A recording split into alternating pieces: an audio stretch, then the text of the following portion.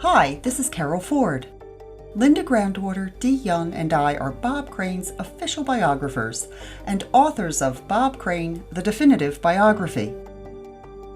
In this episode, Linda and I delve into the motivation behind autofocus. We examine published quotes by film director Paul Schrader and star Greg Kinnear, and discuss how they and others affiliated with the film felt not just about making the biopic about Bob Crane, but their opinions regarding the Hogan's Heroes star himself. We invite you to sit back, relax, and enjoy. This is Flipside, the true story of Bob Crane. Every year around this time, we come to the anniversary of Bob Crane's death, and a couple of weeks later, his birthday. Every year, we go online and look at what's coming up in the comments on the posts. And inevitably, we find a recommendation that others turn to the film Autofocus to see what Bob was really like. We won't even discuss what judgments they make about his addiction or his murder. They just say, look at Autofocus. Guy was a sicko. It's 2023. And Bob's 45th death anniversary was the last week of June, and this year's comments were no different. We tend to rebuff with the usual, that autofocus was full of distortions and lies and was never intended to be a true story of Bob. As Paul Schrader said to the New York Times in 2002, quote, "My intent with autofocus is not to be true or definitive. People's actual lives are not really that interesting. And with Crane, I wanted to get at something meaty. Otherwise, who cares?" Unquote. This year, though, we've decided to delve a little deeper for you, our listeners, to understand exactly where that distortion stems from and why it makes us so angry that we will excoriate this film every chance we get. In this episode, we're going to give you the meat on the bones.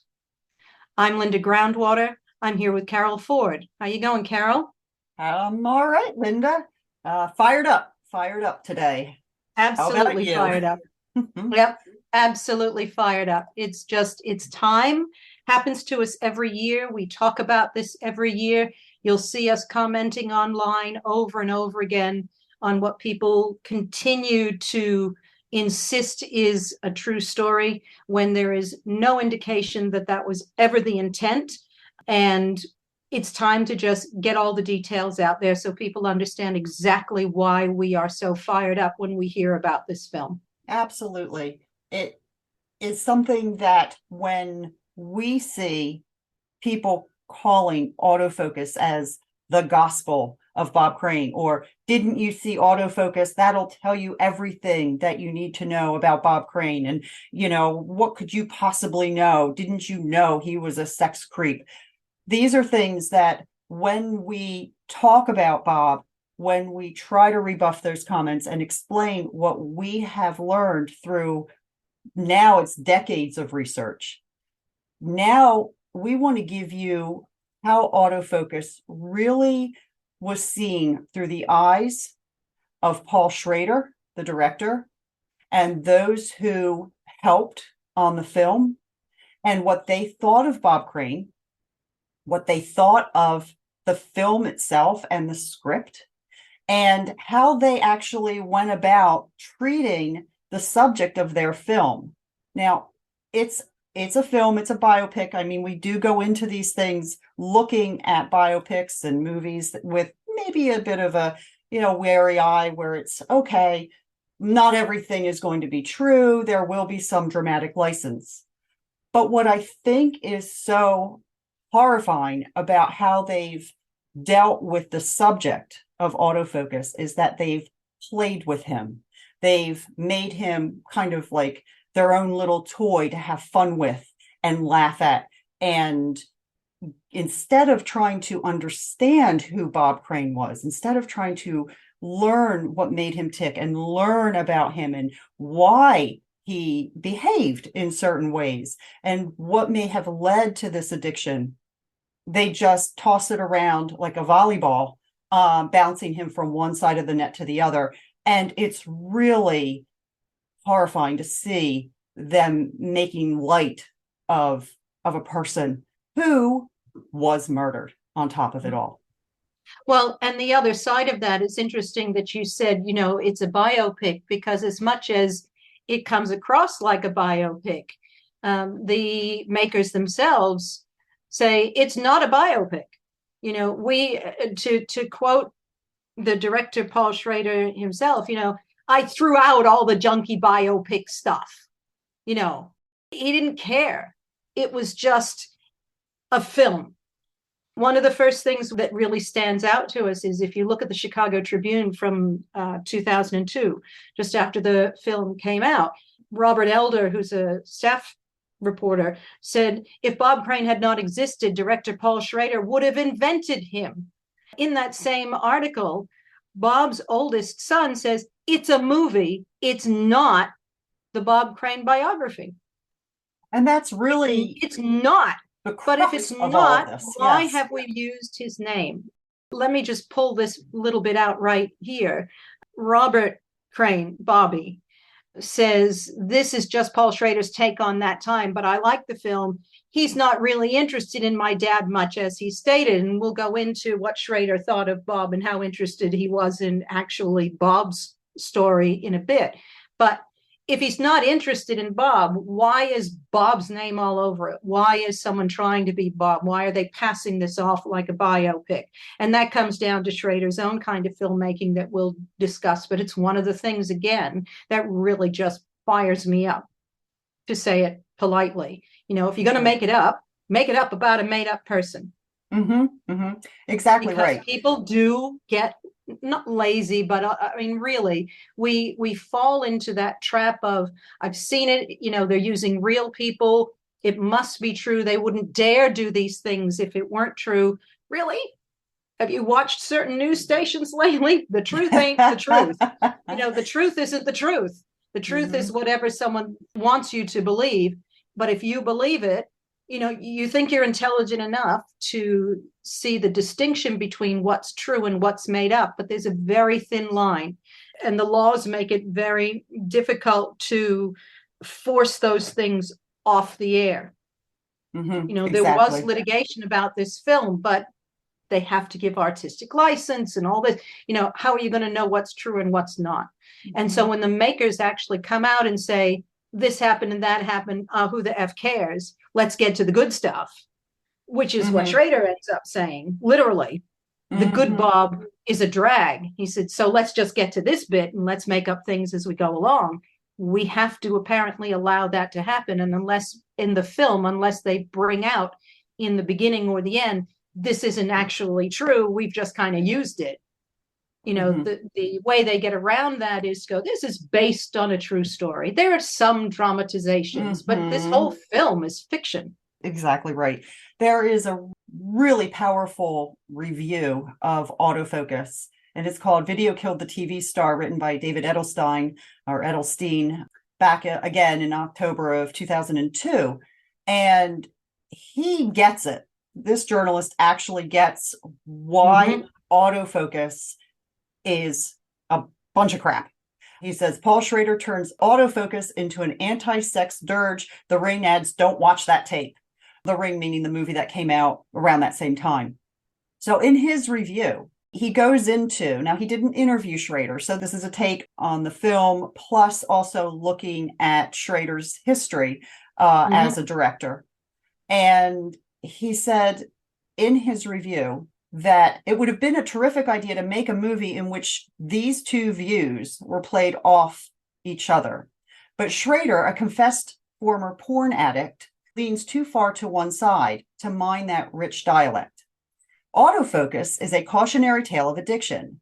What kills Crane, it says, is a lethal combination of sex, video, and celebrity. And he goes on and he talks about how Bob had become friends with John Carpenter, who was the hanger-on. He goes into how Autofocus really puts John Carpenter as the videotape whiz. But he goes on to say that there are a lot of things that Autofocus leaves out, which is what we've been talking about since we've published our book, since we've done all of this research, because we've learned about Bob. We've learned about what makes him tick. We've learned that he wasn't just filming his sexual encounters, which, by the way, were not secret. So this writer goes on and says, but here's what you don't see in autofocus: the pleasure of the act itself or any human tenderness in its aftermath.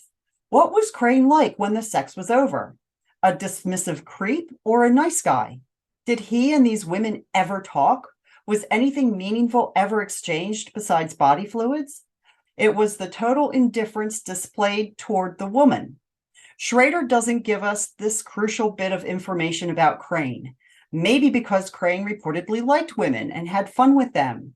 One of the creepiest things about this film is that the parade of females who go to bed with Crane seem more interchangeable and more expendable to the director than they do to the protagonist.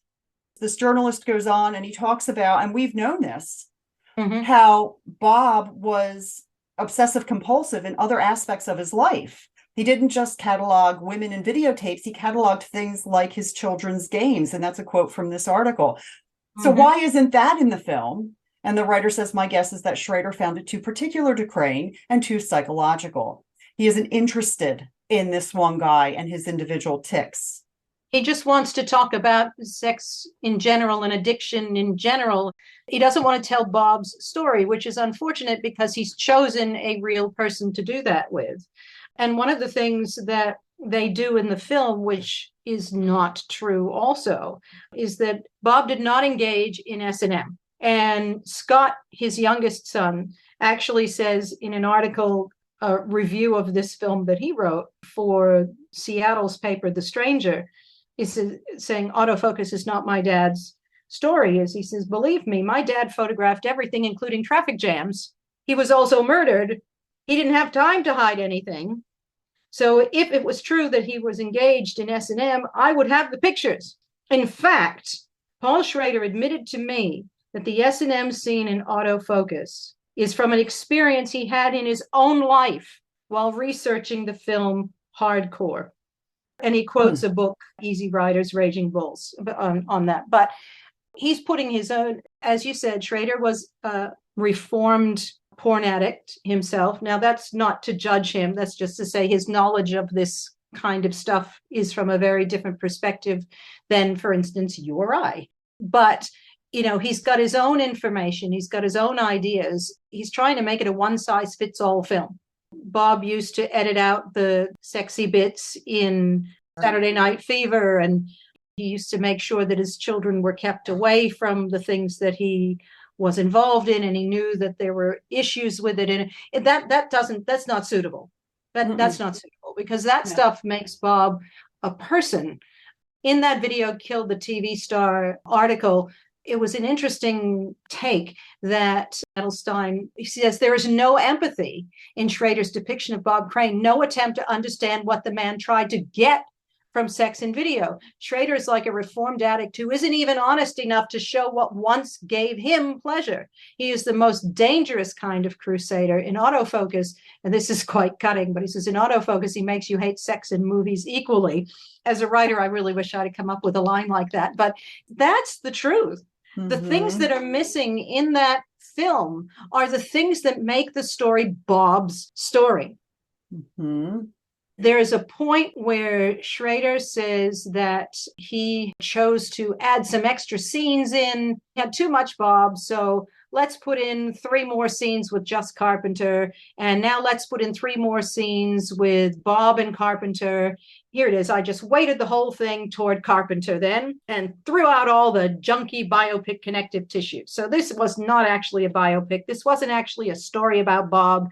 You know, it was just a story. And I happened to use his name. And he talks about not wanting to bother jury-rigging history and creating characters that didn't exist and put people in rooms for meetings that never occurred. In Filmmaker, and we're bouncing a little over the place with these articles, but they all kind of intertwine here. In an article in Filmmaker Magazine, he says to writer Travis Crawford, people do not have dramatic lives. Their lives are a mess. They don't have dramatic arcs, and they usually don't have a lot of meaning. How sad for him to think that. So therefore, he says, you have to reach in and manipulate events. At some point, this manipulation becomes so artificial that you say, why am I bothering? Why don't I just do a fiction film? He really should have. He because really that's should what have. he did. He should have fully fictionalized as opposed to fictionalizing and keeping real people's names, because it's in that same article that he talks about, I don't want to have to create characters that didn't really exist. And so let's just take these people and throw them together. John Carpenter was a part of Crane's life, but not that big a part, really, he says. You're taking a smaller part of his life and putting it in the forefront because that's the most interesting thing that happened to him. Is it? Is it really the most interesting thing that happened to him? As I was going through these articles yesterday, it was your nighttime, Linda, and I was just going through these and I'm cutting and pasting paragraphs and quotes to you and sending them to you. And your phone was probably pinging all night long because I was like, we've had the quote from the New York Times 2002 article for quite some time, and we do refer to it a lot. We have it screenshot, we put it up as weighted evidence of, hey, even the director says this thing isn't supposed to be true or definitive. It's a distortion. Carpenter wasn't nearly as important in Bob's life as he is in the film. So, these are all direct quotes from Paul Schrader, and, they're pretty heavy. It's kind of like the Cliff Notes version of all of these other interviews combined. And so when I was going through yesterday and just kind of looking a little bit further as to more of what Paul Schrader had to say about autofocus and about Bob Crane, because it is this time of year and Bob's 45th anniversary of his murder did just happen just a few days ago. It's been 45 years. This crime is still not solved. And yet people have such a negative view of Bob. It is disturbing. It is unfortunate. And it's wrong because we do know Bob's complete and true story from just about the time he was born all the way until the very night he died. We talked with hundreds of people directly connected to him, and not just people who maybe just met him in passing, but people who knew him and loved him and worked with him. And we've taken all of that and we've come to understand Bob as a full, complete human being. And so when you see this stuff, it really gets under your skin, because not only does it just completely destroy Bob Crane as a person, as a human being, and it destroys his legacy, it also insults the people who talked with us.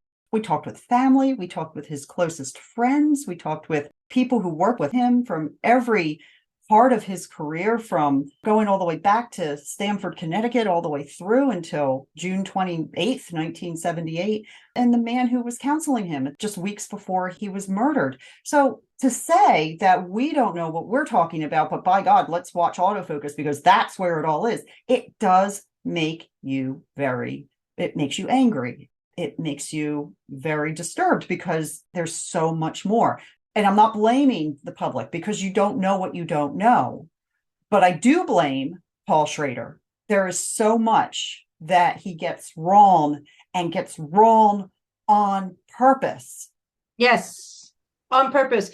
It's the same criticism that I've had of Robert Graysmith, who at least had the grace to say somebody really needs to do something here in full, and supported what we have done. When you know something's wrong, take a step back. And yes, you need artistic license. You're not going to get the whole story in an hour and a half. There are going to be things that have to be cut out, but certain things are quite easy to get right, quite easy to validate. Part of the interview that Schrader gives to film festivals talks about the ending of Autofocus, where the voice of the dead Bob Crane comes and thanks John Carpenter for killing him. Thanks, mate. It was great. It was fun. Sure, it was fun. Sure, it was, and he said the writer suggested potentially that some have said maybe that goes a little far. I would agree with that. But he says it was recommended to me that I rewrite it and make it more momentous or give it greater perspective. And I said, look, this guy was effing clueless. He didn't get it. He never got it. Just because he's dead doesn't mean he's going to get it. Ha, ha, ha. Pool of blood, and you need somebody to explain what happened with the case. So why not have Bob come in and tell you what happened? Over his own dead body. The laughter, the joking, the ha ha ha, all of those things are disgusting. In another article, and this one is by Dr. Frank Switek, it's called Paul Schrader and Greg Kinnear on Autofocus. So they actually interviewed Paul Schrader and Greg Kinnear. Yes. And Schrader is quoted as saying, and these are all from 2002, because that's the year the movie came out. Schrader says, it's a character study. Yeah. Schrader explained, describing Crane as, quote, not suicidal, but self-destructive. By all means, Bob was not a suicidal guy, but he definitely was self-destructive, but it's not like he wanted to be, but he was self-destructive. But it's what he says after that. Exactly. He spent 22 years creating something from virtually nothing. And then he reaches a point in his life where things aren't going too well and his behavior starts to ruin or destroy everything he has accomplished, and he can't stop. I don't think you need a better definition of addiction than that. But he added what affected the actor was more than just addiction. Quote, narcissism comes into it. We've actually had discussions with people who, and very recently actually, who swear up and down that Bob was narcissistic. Now, narcissism is you only care about yourself. You can be everyone else is to blame always. Right. And you are the king. It's all about you. Nobody else exists. And you don't care about other people's feelings. You don't care what they think. You stomp on people's emotions. You stomp on people, period. You are the center of the universe. It's your world, and everyone is living in it. That's narcissism. And it's not Bob Crane. It's not restricted to one part of your life. That's correct. You're not a narcissist just at work or just at home or just about this or that. If you're an addict, it also doesn't mean you're a narcissist. They're not interchangeable words. Schrader goes on and says, people did say about Bob that the excitement of filming was equal to the excitement of sex. It's not quite as simple as his just being a sex addict. That's true, because Bob was compulsive about filming. Filming excited him. But putting those two things together, Bob did stomp on people's feelings, and he did hurt his family, and he did hurt people that he loved. What Schrader doesn't get here is that it doesn't mean he didn't care. Narcissists don't care about that. That is correct. Bob cared about that. And we know that because we know that he sought help. We know that he admitted that he was failing in his marriages, failing as a father, failing what he believed that he should be able to do. That's not a narcissist. He gets to a point where he can't stop, and he has tried to stop. And that is addiction. The excitement of filming was equal to the excitement of sex. That's true. But so was the excitement of filming traffic jams and dinners and baseball games and Christmas parties and everything. But what he's left out is exactly that. He was filming other things, and they chose not to show that those other things excited him. As you have said, Carol, because you saw a lot of didn't watch the sex tapes, but you saw the amount of film. Yes. Scott said, I'm going to lose a lot of good stuff here, but I'd rather lose some of the good stuff than have any of this bad stuff. And while we're at that, can we delve over to the side for just a second? Because there is a discussion in one of these articles about the idea that Scott did put at some point online 1 or 2 of Bob's sex tapes, and he did that for the right reasons. It was the wrong thing to do for the right reasons. And people who think he was making money off it, I'm sorry, but you're not allowed to put it up there without charging. It was against the law. So he did put, he did charge some nominal $3.95 or something like that for it. But then he pulled it down. He said, I just wanted people to know that the women wasn't hiding it. And he was talking to these women, and they were smiling and they were laughing. And they, this is that stuff that one of those writers was talking about. Here's what you don't see. You don't see that the women were enjoying themselves. You don't see that they're aware of what's going on. You don't see that he's actually being nice to them, because all of these women still liked him after Bob was killed. And the Reverend Ed Beck said he was getting all these calls from women going, do you know what? Where's the tape? Where's the tape? So of course they were aware they were being filmed, and obviously they had no problem with Bob keeping it because they only worried about it when he died. Where's the film?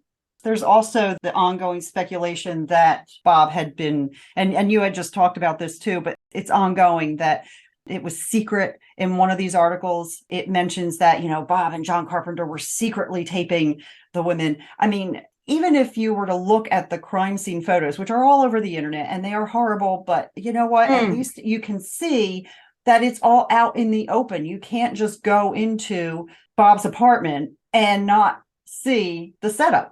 Two, if Bob went up to a woman and she said no, it was just kind of like, all right, okay, and he'd move on to the next. Next, There was no coercion. There was no, could he have been viewed as a sexual predator? Well, sure, because he is going out to these bars, these clubs, not drinking, not smoking, as he himself said, and it's a very widely used quote with him. I don't drink, I don't smoke. 2 out of 3 ain't bad.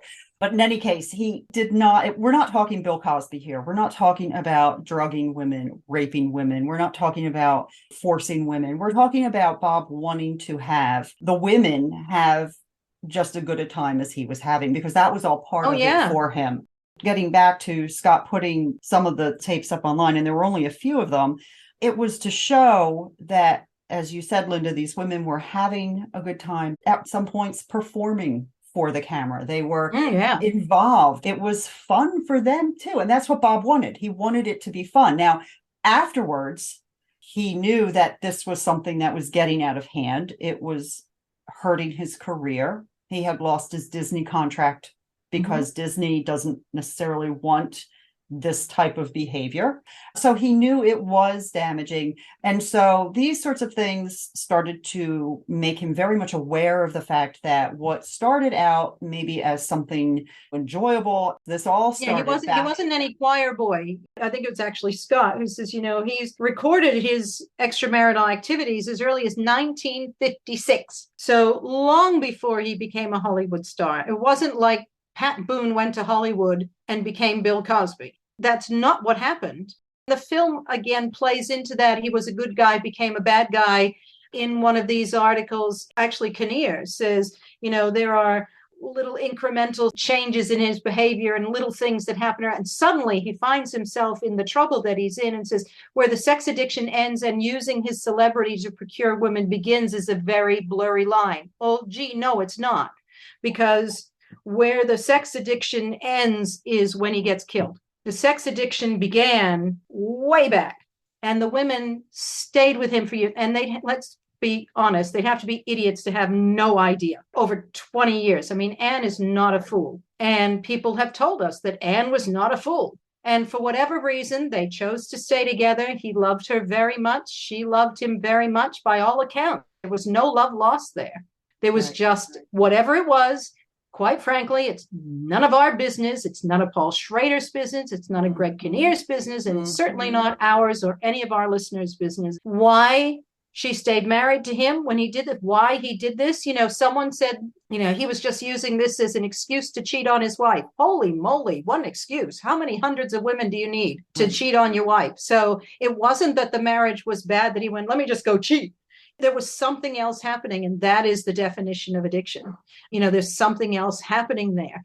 And that's something that the film misses. Yes. You talk about research, and in the same article that Dr. Switek wrote when the film came out, and he interviewed actually both Paul Schrader and Greg Kinnear.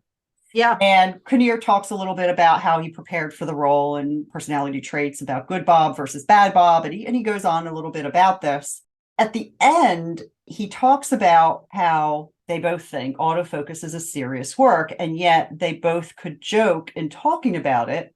And when asked about how he prepared for his role, Kinnear recalled talking about the late actor with Crane's oldest son.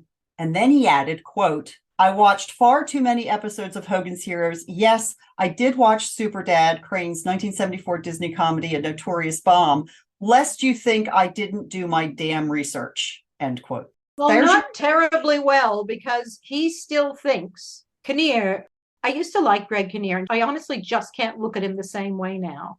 And that's unfortunate, because I've always thought he was a good actor, certainly he's a good JFK, which seems to be a role he gets a lot. He says toward the latter part of the movie, he's going through some pretty dark places. He's still painfully aware of what's going on. There's an obliviousness about the damage that he's doing to the people around him. Well, no, there wasn't. The research that we have done, the people that we have spoken with, make it very clear that Bob was anything but oblivious to what he was doing, to the impact that it was having on other people. There was no obliviousness at all. He knew exactly what it was. That's what addiction is. And that's what Schrader said, earlier. You know what's going on. You know it's destroying things. You can't stop it. That's addiction. Bob wasn't a clueless person. He was a very intelligent, self-aware person, but he was an addict. And when you're an addict, you can't stop. That doesn't mean you're not aware of what's happening. And it doesn't mean that you don't care what's happening, which is that whole idea of narcissism. So that part of it that Schrader got wrong, and the other part of it that Kinnear got wrong. The narcissism is not caring. He cared. Obliviousness is not knowing. He knew. And this film takes both of those parts and gets them so wrong that, as David Edelstein said, it makes the movie dangerous. The movie is dangerous. It makes you hate Bob. It makes you hate the idea of this friendship. It makes you look at Bob as a very superficial person. It makes you forget that Bob had talent, that he had an interesting life. Because Schrader didn't think that Bob had an interesting life. Schrader thinks that the only interesting thing that happened to Bob was that he had sex. It's unfortunate, but it is unforgivable because they were aware of this. They knew that Bob was aware of what was happening. And the people that they got their information from gave them some of this information. They knew some of this information. They chose to leave it out because somehow they thought that was going to make it better. I don't understand how that can make it better. In Filmmaker, the article in Filmmaker, they said, what's the significance of the title? Autofocus, you think cameras. That's what everybody thinks when they hear autofocus. They go, autofocus, cameras, I get it. There it is. He says self-absorbed. Bob Crane's sin wasn't having too much sex. It was being selfish, just caring about himself at the expense of everything else and being completely clueless about the impact of his actions. And because he was a celebrity of sorts, people let him get away with it. Well, I'm sorry. Self-absorbed is not what autofocus means. Autofocus means it looks at something and it automatically makes it clearer. I'm sorry. Self-absorbed does not mean that. Self-focus might mean that. Selfishness means that. And he was not just caring about himself at the expense of everything else and was clueless. Now, that sentence itself, which is Schrader's own admission, saying that just caring about yourself and being clueless. Well, which is it? Yes. Are you clueless or do you not care? Or do you not care that you're clueless? But if you don't care that you're clueless, do you know that you're clueless? So are you just clueless? It's just infuriating. As a former English major, I look at the idiocy, I'm sorry, there is no other phrase for this, of this kind of stuff. I'm going to sound very, arty-farty here and say, this was all very self-absorbed, so I'm going to say autofocus. No, you could say selfie, which isn't what they were saying in those days. But, you can't be self-absorbed in an oblivious way and be clueless. If you're self-absorbed, you know you're self-absorbed. You can't not care and not be aware. They contradict each other. So much of this is preposterous in what and how it is being said. Now, not that we hadn't looked at this stuff before, but when you look at it, looking at where they're coming from, and they're saying, oh, yes, we knew about the chronicling and that Bob wasn't just videotaping women and photographing women. Yeah, we knew that. We chose to leave it out. Good Bob just wasn't as interesting as bad Bob. If you think only the bad guys are interesting, maybe you need to do some other kind of film. Well, and we've said that before too, Linda, that they should have just made a film without a named character. But they needed a named character. They needed a patsy. They needed somebody who was going to take the fall for their vehicle. Mm-hmm. Here's another quote. This is going back to David Edelstein's article, Video Killed the TV Star. In Autofocus, Schrader seems almost relieved as his protagonist is a befuddled pipsqueak, a man who picks up a bad habit, sinks into druggy depravity, then leaves this world with no tragic awareness, still clueless, There's so much Again, here. clueless. And that continuation when he says Kinnear and Defoe are like loser swingers in a Saturday Night Live sketch, making friendship look almost as unappetizing as sex. Mm-hmm. So if his intention was to say it's this cautionary tale kind of thing, the tale is, oh, please don't bother with this film. Mm-hmm. It is not true. And they've made it a point of saying it's not true. In Filmmaker, Schrader actually says, obviously, once two people get into a room, no one knows exactly how the conversation went down. It probably went down in a much more banal way than people would bear to watch on screen. Let's just make it up. In some of it, yes, they don't know what happened in the room. They have to say there is an artistic dramatic license. But in autofocus, and again, this comes from a video killed the TV star, he says in autofocus, the way that Schrader has portrayed Bob is, well, you'd never know that Bob Crane had any gifts as a performer or that his Hogan was such a smart piece of characterization. Mm-hmm. He goes on to talk about how, yes, Hogan's Heroes had a bad reputation because of the Nazi content. And he goes on, but he says, and I think this is such a nod to Bob Crane as an actor. He says he was as much a precursor to Alan Alda's Hawkeye Pierce in the TV show MASH as Donald Sutherland was in the 1970 movie. But Schrader and Kinnear give him no stature as either a man or a performer. And I think this sums up everything that we're trying to get across to you today, is that he says in this article, autofocus could be subtitled Diary of a Superficial Man. Yep. And that's what one viewers... thing we learned about Bob is he was not a superficial man. No.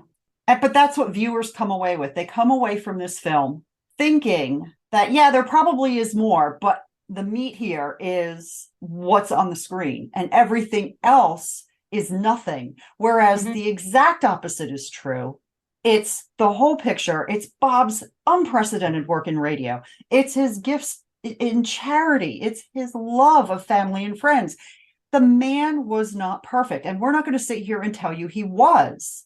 We're not going to say, oh, well, we love Bob Crane, so we're only going to talk about the good stuff. That's not what we do. We look at him from all angles and we give you the best possible, complete and true picture that we can based on the testimonies of hundreds of close people to him, plus all of the research that we did in the archives, which is print and audio and film. I mean, it's not just a few stories. If you look at the articles that we've chosen today to discuss, it's interesting that all of them have to work out the idea of what the hell is this film about? I mean, just the title of the Chicago Tribune article, setting the record straight on the subject of autofocus. Well, isn't it supposed to be about Bob? They get to a point where they say it's more about the dynamics between Crane and Carpenter, a sort of symbiotic relationship driven by a sexual pathology, which would be great if that was real. Because in the same breath, Schrader is saying, well, it wasn't really that important to him. Mm-hmm. And as Scott has told us and has said that he and Carpenter didn't really start hanging around until about 3 years before he died. I mean, they met earlier, but that symbiotic relationship started much later. If there was a symbiotic relationship, because, Schrader says he wasn't really that important in his life, but I thought it was more interesting, so I made that the focus of what we talked about. And all of these articles spend their time going, well, so this film's about Bob Crane. Oh, but it's not about Bob Crane. Oh, it's about sex. Oh, but it's really about, a relationship. Oh, well, it's really about addiction and narcissism and being clueless. And, oh, wow, I don't understand what this film is about. I mean, if you want a talking point, sure, you could make your film confusing like that. Or it could just be that it's a failure because it made things up and didn't care what it was doing to someone's life and decided that this is going to be the legacy I choose to give you. I defy you to find anything that Schrader has done in regards to this film which can be considered redeemable. And to be quite honest, I will say the same about his eldest son being involved in this kind of garbage. Mm-hmm. I don't know why. I mean, everybody's memories are different. So his relationship with his dad is certainly his own relationship with his dad. But a lot of the stuff that's in this film has been proven to be incorrect. And when the makers of the film come and say to you, this is a load of crap, it's not the true story. And he, as the son, says, well, I don't care what Scott and Patty say.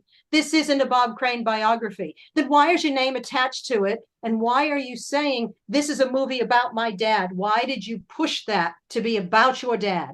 And I don't need him to answer me. I don't want the answer. I have no interest in the answer. That's his business. Whatever it is, it's his business. But his name attached to it gives it a legitimacy that it doesn't deserve.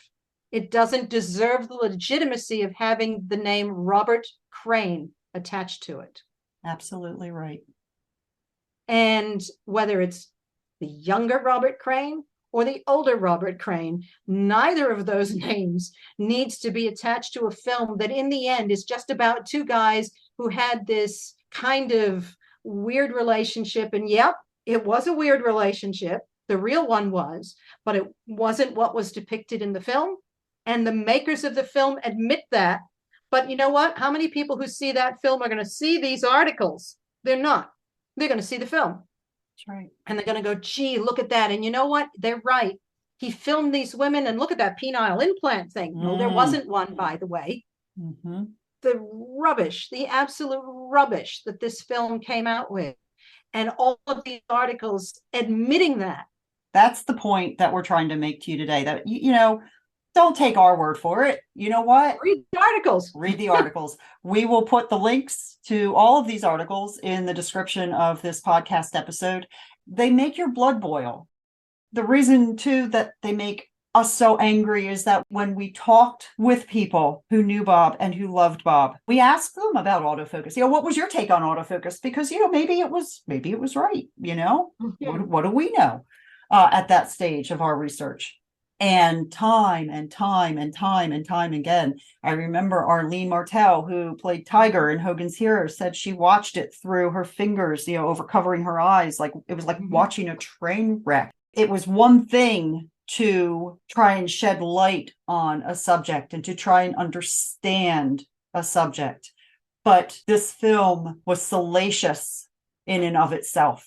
And we got that response over and over. This film was a good reason why it took us so long to get the people to finally agree to talk with us when they finally saw that we weren't going to be autofocus part 2, that we were going to provide clarity and fairness and honesty. And no, we weren't going to, you know, put a halo on Bob, but we weren't going to put devil horns on him either.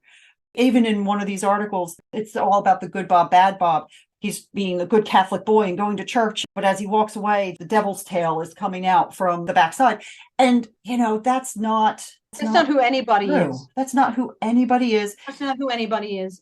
It's unforgivable to me that a filmmaker who has access to all the right information and has access to some pretty hefty people in the industry can ignore the fact that film is an extremely powerful medium, because 20 plus years on, this film is still being held up as a source of truth, because they didn't have the guts to say right in the beginning of this film, the only thing true about this film is that Bob's name was Robert Crane. He had a fellow that hung around named John Carpenter, and he was a sex addict and he was murdered. I mean, there are elements of things that are right in all of that film, but they chose to ignore the power of film and let this destroy someone's legacy because it was easier than trying to make up something. You know, when you go into making a film about a person's life, that's a huge responsibility. And they played with it and they toyed with it and they laughed at it and they joked about it and ha ha ha. You know, that's a tremendous responsibility. And they don't get that. When people refer to autofocus as, well, you know, didn't you see autofocus? That's where you need to go. If you haven't seen autofocus, then you don't know Bob Crane at all. When we try to explain to people that that film is not the true story of Bob Crane, that film is not the gospel of Bob Crane. They don't really understand that. But then they think that's pretty funny because they go, oh, yeah, now we're going to do the Superman story. We're going to do the George Reed story. And then we're going to do Robert Blake. Isn't it funny to play with people's lives? General laughter ensued. I don't understand why it's funny to make up or distort stuff. Bob became a big star. He was an addict. He had a couple of marriages. He was murdered. He had this hanger-on. He was destroying things around him. I mean, there are basic elements that are true, but all of the context is gone. All of the things that make Bob a whole person as opposed to a cartoon and a one-dimensional person are gone. Because according to Schrader, the only interesting things that happened in his life were that he was a sex addict and that he was murdered. A couple of things were interesting. He said one was his obsession with pornography, and the other was his friendship with John Carpenter. So automatically the film skews toward that. If you think that's the only interesting thing, then I would suggest to you that your interests lie in that area, not necessarily everybody else's, because, yep, those were big parts of his life, but I wouldn't say they were entertaining. That wasn't entertaining for me. Mm-hmm. What was entertaining for me was his radio career, his television career, the theater career, what he tried to do, that he tried so hard with his family. Yes, he failed in numerous ways. Again, Bob wasn't perfect. But right. The idea that his life really would not be, in Crane's particular case, you have someone whose life would not really be worth examination were it not for a couple of events. Well, okay, then don't tell the story. If you're going to make up the couple of events, or blow the couple of events so far out of reality that it's no longer a true story, then I would say you really don't need to tell that story. Because if you're going to ignore all the stuff around those two events because nothing happens in a vacuum, then you've not told that person's story. You've just made stuff up. You've made him the butt of jokes, and you've changed his whole legacy for no reason other than it was more fun for you than trying to actually, manipulate the film, make up things and put people in rooms for meetings that didn't happen. So instead, let me just do this with someone's life. Absolutely unforgivable. Absolutely. Would really like to just throw in this quote from David Edelstein, because when you look at this film, it really hits home. Almost every time I see a film by Paul Schrader, I think about what a sensational subject he's gotten hold of and how I wish that someone else had stepped in to bring it to life. That's Bob Crane's life. What a sensational subject Paul Schrader got hold of and how awful a job he did with it. And I would love to see another filmmaker step up, take our book, take other things that you find, tell Bob's true story, because this is a piece of celluloid trash. Amen. We will have all of these articles linked in the description of this episode. We will also have a blog post with all of the articles linked there as well, along with this episode. You can find everything on our website, vote4bobcrane.org. That's vote the number 4 bobcrane.org. Thank you all very much for listening.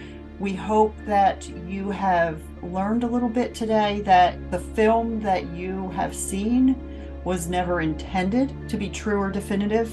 It wasn't just a one-off quote that Schrader said to the New York Times.